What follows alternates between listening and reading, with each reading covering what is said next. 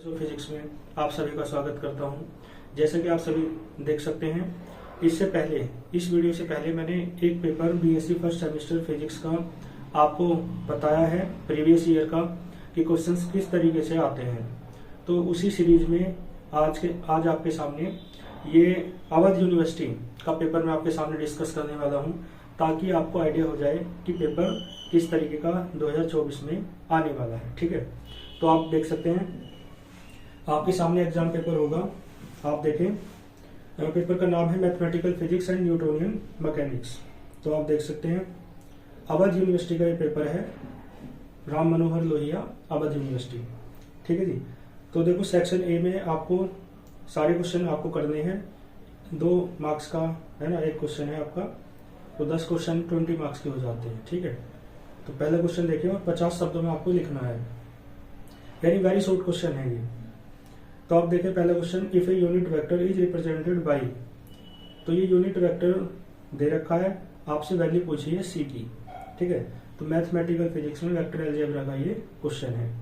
और हाँ, मैं एक बात और बता दूं, इन पेपर्स में हो सकता है कुछ क्वेश्चंस मैंने ना कराए हों या कुछ क्वेश्चंस आप ना कर पा रहे हो, तो आप कमेंट करके बता दिया करो पेपर के नीचे, मतलब पेपर की वीडियो के नीचे, कि कौन सा क्वेश्चन आपको पूछना है, तो उसके सॉल्यूशन की मैं वीडियो बना दूंगा। ठीक है, आगे देखो B part, determine the sign of angle between the vectors. 2 vectors दे रखे हैं, इनके बीच के एंगल का साइन निकालना है। ठीक है, और सी जो क्वेश्चन है इसमें ग्रेडियंट पूछा है आपसे और वेक्टर दे रखा है। ठीक है जी, तो ग्रेडियंट पूछा है वेक्टर आर का, तो ये आप क्वेश्चन देख लेंगे।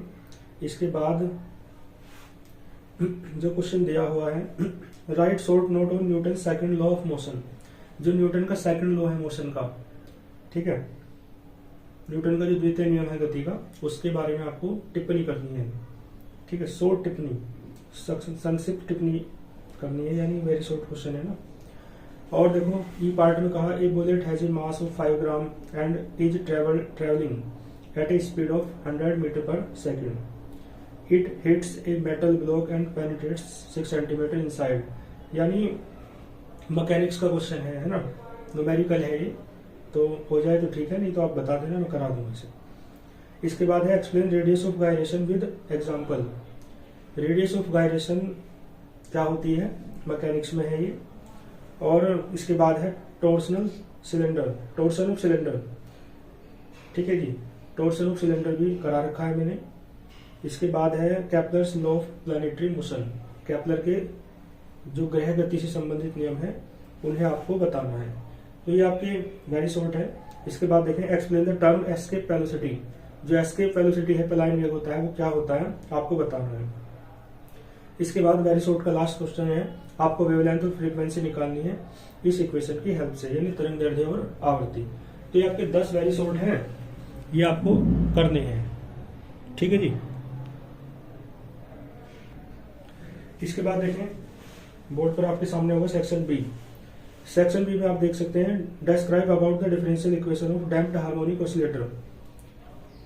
और ये आपके शॉर्ट क्वेश्चन है, 7 नंबर का एक है, 5 आपको करने हैं, कोई 5 35 अंक के हो जाते हैं। ठीक है जी, 200 शब्दों में आपको लिखने हैं। तो पहला क्वेश्चन है, डिफरेंशियल इक्वेशन आपको निकालनी है डैम्प्ड हार्मोनिक ऑसिलेटर की, वेव मोशन जो लास्ट यूनिट है मैकेनिक्स की, उसका क्वेश्चन है ये। फिर इसके बाद आपसे पूछा what is stationary wave, stationary wave क्या होती है, और फेज वेलोसिटी और वेव वेलोसिटी भी आपको बतानी है। ठीक है जी। फिर इसके बाद जो क्वेश्चन है आपका, derive an expression of gravitational potential at point inside and surface of the hollow sphere.